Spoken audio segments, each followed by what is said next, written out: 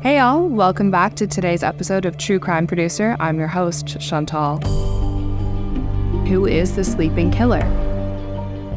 So today we have a really interesting story for you today. You might have heard about it, but in Los Angeles County, there has been many accounts of a serial killer who has been targeting homeless people. So let's dive right into it. Who is he? His name is Jerrid Joseph Powell. He's 33 years old, and he has been charged so far with 4 counts of murder. He committed these acts randomly and targeted sleeping homeless people. They were usually asleep on a sidewalk or on the street when the murder happened. The last victim, the 4th victim, was not a homeless man. Jerrid actually saw him at a charging station in West Covina and followed him home, where he robbed him and shot him. So we'll get into more details of that later. So what exactly did he do, and when was this? So during the week of November 26th, Powell went on essentially a 4-day killing spree all around Los Angeles. Luckily, by the time they connected him to all these people, he was already in custody, which was linked to the 4th and final robbery and murder. Standing behind the glass in a yellow jail uniform, Jerrid Powell appeared before a judge today for the first time. People versus Jerrid Joseph Powell. Powell waived his right to a speedy trial, allowing his arraignment to be delayed for over a month. Powell is charged with 4 counts of murder. He was caught and arrested last Thursday morning. So who were the victims? He targeted Los Angeles County's most vulnerable citizens. 3 of his victims were homeless people who were sleeping on the ground at the time of their murders. They were asleep on either a sidewalk or the street when he came up and shot them. We don't know too many details about it, but we do know that none of the victims were able to fight back. We know that they were shot and then left for dead. The 4th person he killed, Powell saw him at a charging station in West Covina, and he followed him home, where he robbed him and shot him. The victim was an employee at the LA County Executive Office. We don't know why he went from murdering houseless people on the streets to somebody that he saw at a charging station. I don't know about to you, but to me, a charging station usually indicates some kind of status or money. People usually have electric cars if they're at a charging station, which we all know are pretty expensive. So to go from murdering people that were asleep on the street to hunting down and following home somebody that had a lot more money is a little confusing. I'm curious about what the switch up there was about. How was he caught? So police located his vehicle through a network of automated license plate scanners around the Beverly Hills neighborhood. Once his vehicle was located, police found the weapon he used to kill the 4 people in 4 days. Now, this is quite a controversial tactic.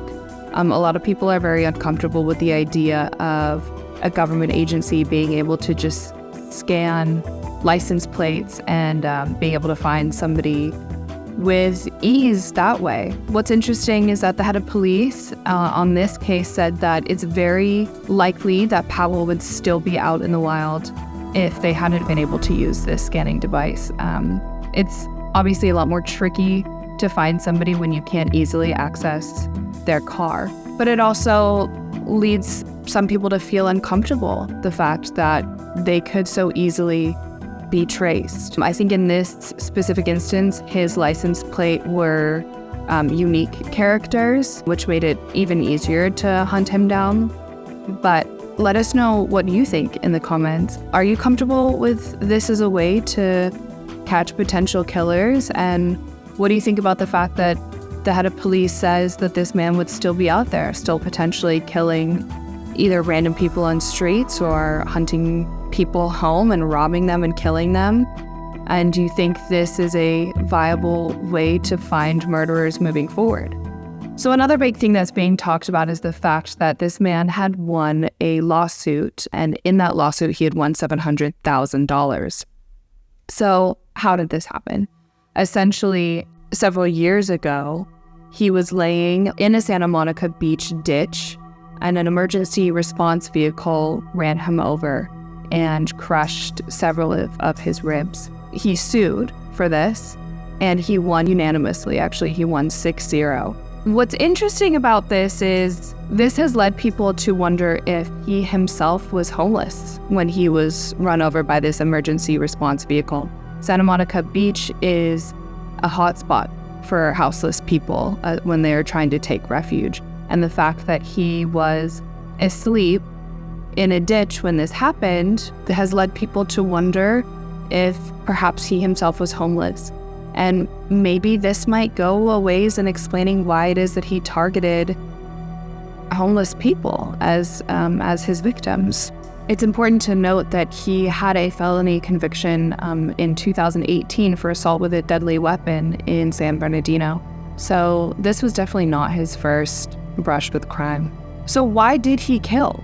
His motives are still unclear. As we mentioned earlier, it's perhaps because he himself was homeless at one point, or allegedly homeless at one point. We don't know for sure yet. Based off of what you've heard today, do you guys have any idea of what his motive might be? Do you think it was clear indication of mental illness? Do you think there's ever really a clear, concise reason for something that seems so random and off the wall as these brutal and senseless murders? I mean, can we really ever explain actions like this? What do you guys think?